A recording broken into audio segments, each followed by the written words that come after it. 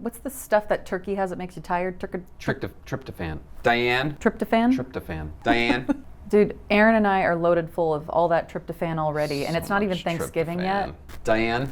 Let's Tryptophan. My name has never sounded more annoying. Diane? What? Oh. He's tripping the fans right now. Yeah. Diane. Hey. Diane?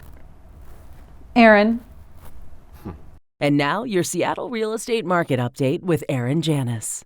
Welcome to your November market update. The holiday season is upon us, and before you stuff your bellies with turkey, how about digesting some real estate market stats? What a delicious idea, Aaron.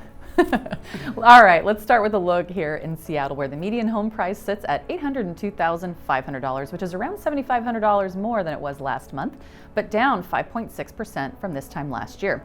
Over on the Eastside, the median home price was at $1,210,000, which is down about $65,000 over the previous month and 0.83% less than 1 year ago. Zooming out, looking across all of King County, we see the median home price at $800,000, which is down 1.36% from October 2022.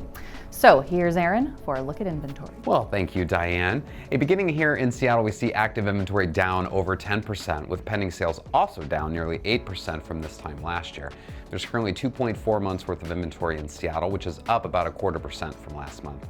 On the other side of Lake Washington, we see active inventory down 31% year over year, with pending sales up 3% year over year. The East Side's currently sitting at 1.57 months of inventory, which is down a dash from the previous month. Now, looking all across King County, active inventory is down 23% year over year, with pending sales down nearly 11%.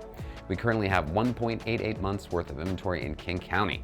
All right, Diane, what do our friends over at Freddie Mac have to say about these rates? Well, Aaron, as of November 9th, the 30-year fixed rate mortgage averaged 7.5%, with the week before ending at 7.79% average. Now, this is what we like to see, right? Now, according to Freddie Mac, as Treasury yields declined, the 30-year fixed rate mortgage dropped 0.25%, the largest one-week decrease since last November.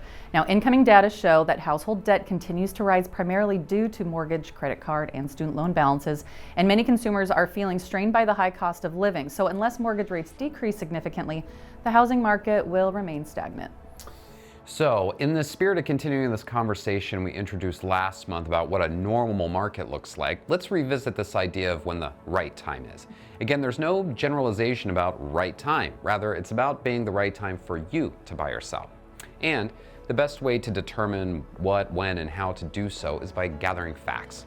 So, another phrase we hear a lot in different forms that we want to debunk are these historically low or historically high rates. Well, in relation to what decade or whose lifetime, right? So while you're sitting around the old Thanksgiving table enjoying Aunt Ethel's green bean casserole, we wanted to share more facts with you so that you can nerd out around the table about mortgage rates. So the Freddie Mac website has a nifty spreadsheet of mortgage rate data since 1971, which means over 50 years of average weekly mortgage rates, all in one easy to read spreadsheet. So we're just going to focus on the 30-year fixed rate since it's the most common mortgage that we see.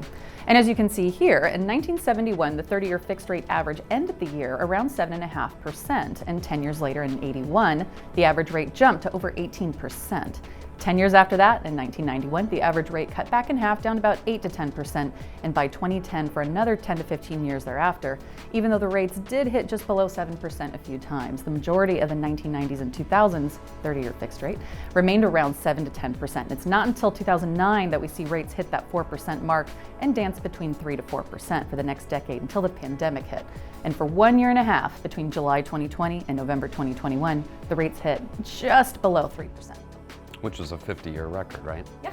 Okay, so 3 of the last 5 decades, rates were above 7%. Are prices higher now, relatively speaking? Of course. Does this have an impact on what you can afford? Absolutely.